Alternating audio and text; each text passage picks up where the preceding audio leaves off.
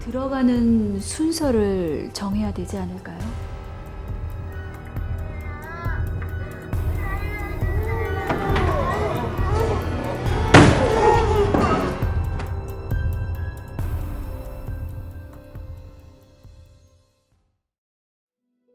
The scene begins when it shows a woman who just got out of prison. This woman named Lee Jeong-ja, she has spent 13.5 years in prison.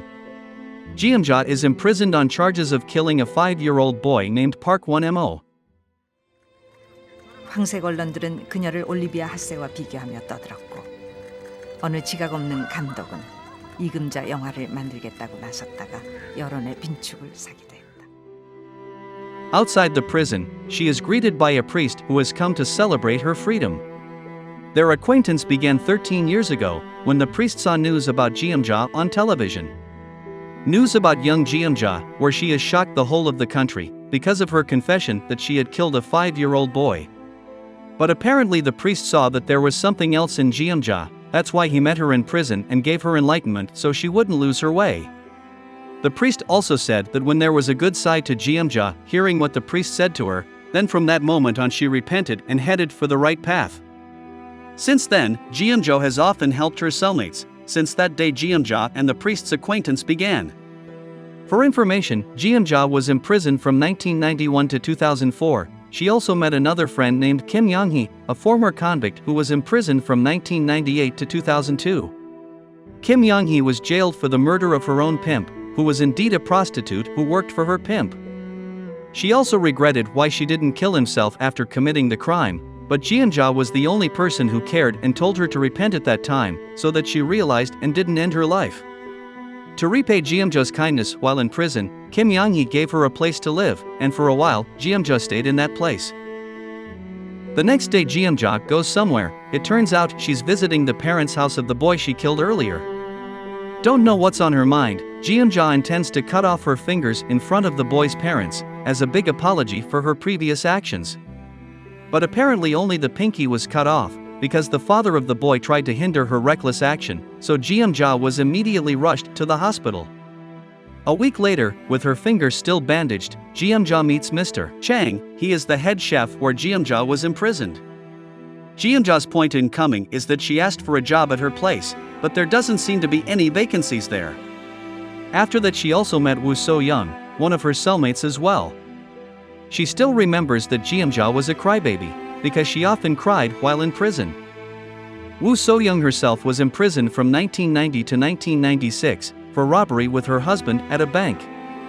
It turns out that Woo So-young is suffering from chronic kidney failure, but apparently she got a kidney donor from Jeong-ja, which was very touching for her, and somehow she returned the favor from Jeong-ja, thus making Woo So-young and her husband feel indebted to her.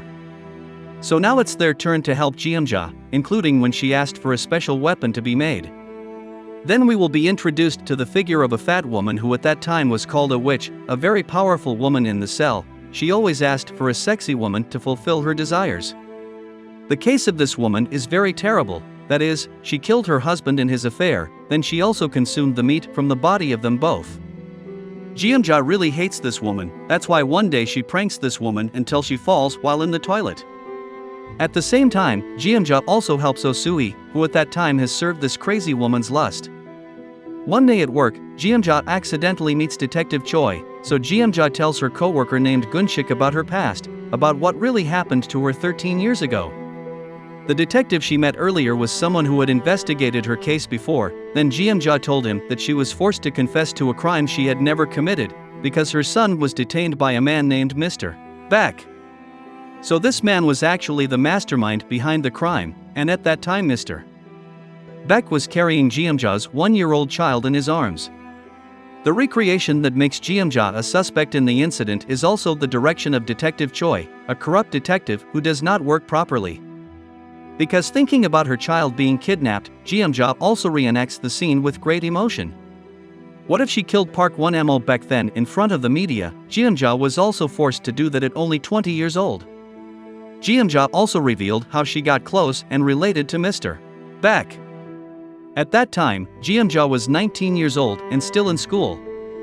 She was pregnant with her boyfriend's child.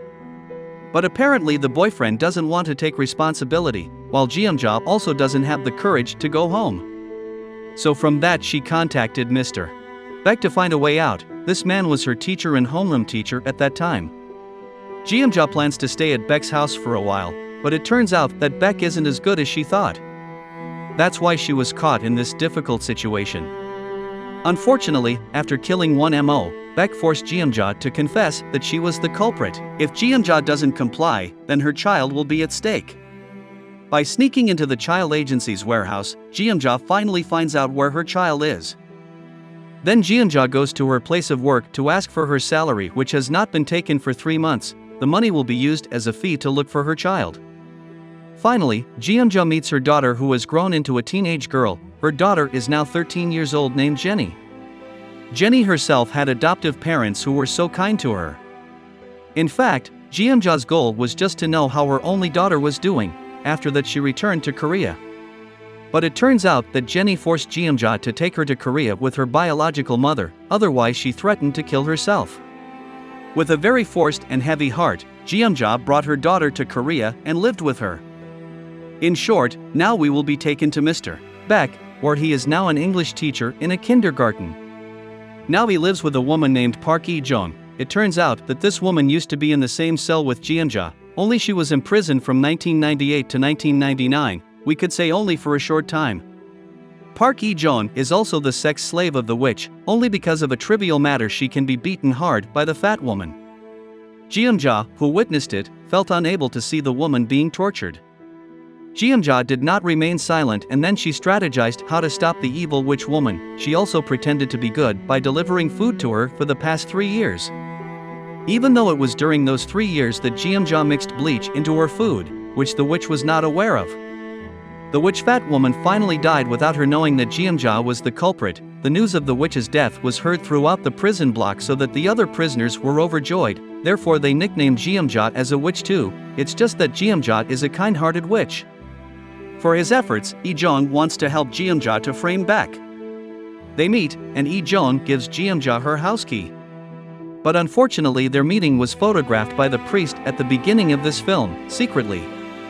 The priest gives Baek all the information about Jeong-ja and Hee-jung's meeting, but more than that, apparently he has already provided a lot of information, including that Jenny was with Jeong-ja at the time. The priest's excuse was that he wanted to earn money for the continuation of his church. After that, Baek sent 2 men to kidnap Jeong-ja and Jenny. Unfortunately for Hee-jung, it seems that her actions were discovered by Baek, so she was tied up and punished for her actions. We don't know what Baek will do to her. Meanwhile, the 2 men ordered by Baek are now in the middle of their action. They managed to smother and sedate Jeong-ja and Jenny when they passed by.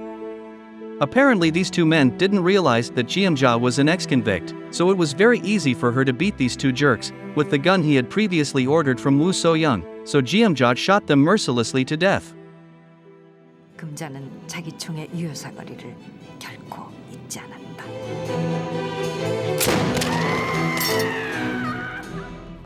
Meanwhile, Baek, who was eating, suddenly faints because his food has been drugged by Hee-jung. It seems that the meeting between Jeong-ja and Hee-jung this afternoon was meant to frame Baek for the night. Even though there were a few small obstacles, the plan that had been coveted for 13 years had finally succeeded. Jeong-ja gets a lot of help in the form of information that has been collected so far. It turns out that all her efforts were not in vain. Her revenge efforts have paid off. Jeong-ja also apologizes to Jenny because she has failed to become a mother. Jeong-ja also said that she was not a mother figure who deserved to be with her, because she had a big sin, which she did not want her daughter to bear too. With a heavy heart, Jeong-ja plans to take her daughter back to Australia. She cries while hugging Jenny. After sending her daughter back to Australia, Jeong-ja begins to plot her next revenge. The first thing she did was kill Baek. But that action is interrupted by Baek's cell phone ringing, so Jeong-ja takes the cell phone and turns it off. Jeong-ja notices that there are many keychains on Baek's cell phone, one of which is a marble-shaped keychain belonging to one MO, who is none other than his first victim. Then Jeong-ja asked who the owner of the remaining keychain was. Baek was silent. Jeong-ja continues to force Baek to answer by torturing him, because Jeong-ja can't stand it and shoots both of Baek's legs from very close range. Jeong-ja continues to shoot at him mercilessly, causing even Baek to feel immense pain. Then Jeong-ja contacted Detective Choi to confirm the evidence she had found. Jeong-ja said that there had been 4 children who were victims of Baek's savagery, including one Mo himself.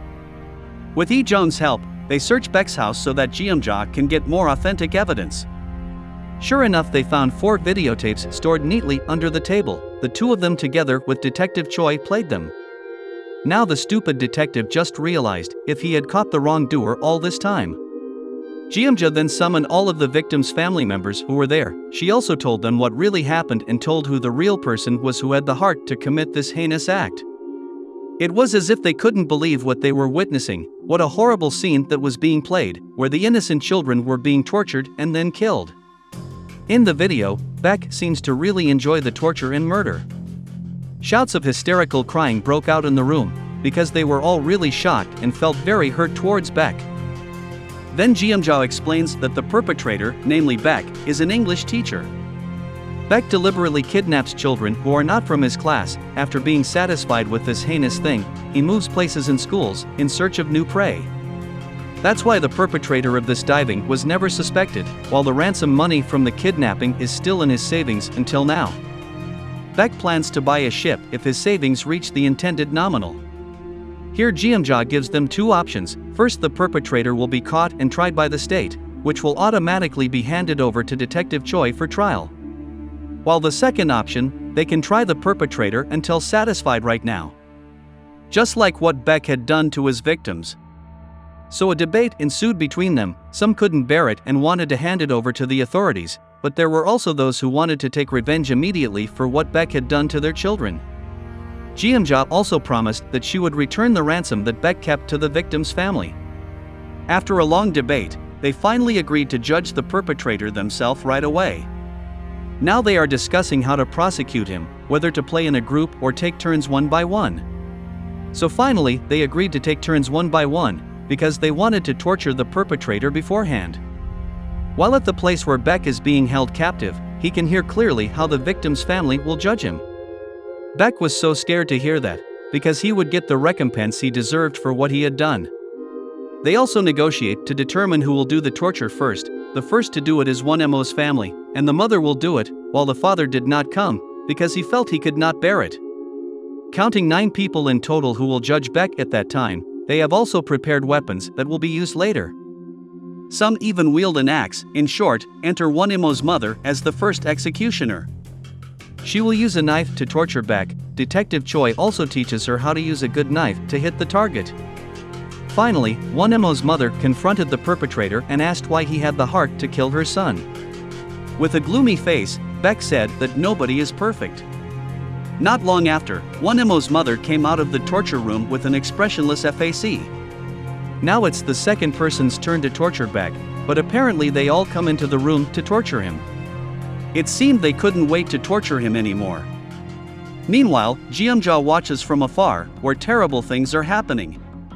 They also tortured Baek very brutally. Some hacked him with an axe, while Baek just silently resigned himself to accepting his fate. Some of them seem to be crying over their children. Then the last turn is an old woman, where she will kill the child predator. She didn't take long to execute Baek. As soon as she entered the room, she immediately came out again. It turns out that the old woman plunged the scissors into Baek's neck, which ended his suffering. After everything was finished, they immediately cleaned up the remains of the torture. They were also photographed by Detective Choi, just in case any of them sue later. Finally, they brought Baek's body out to be buried. What a very heavy and gripping night for all of them. After everything was finished, they went together to the bakery where Jeong-ja worked. They then lit a candle on a cake. Then they sang happy birthday to their children who had died as victims of Baek.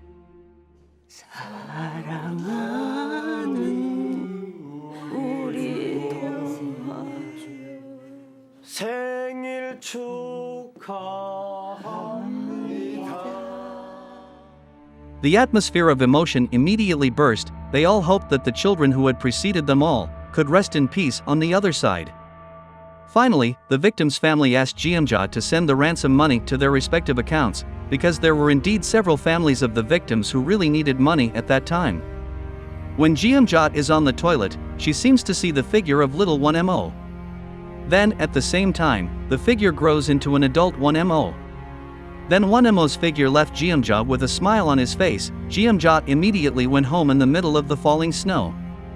On the way, she saw Jenny, who was waiting for her halfway from a distance. Jeongja gave her a cake and Jenny seemed to like it. Jeongja was crying. She was determined not to let go of her daughter again, in the middle of a lot of snow. That's all the recap. Don't forget to share happiness with the whole world and creatures on this earth. Thanks for watching, and we do really appreciate it if you subscribe to this channel. We're signing off, and see you soon.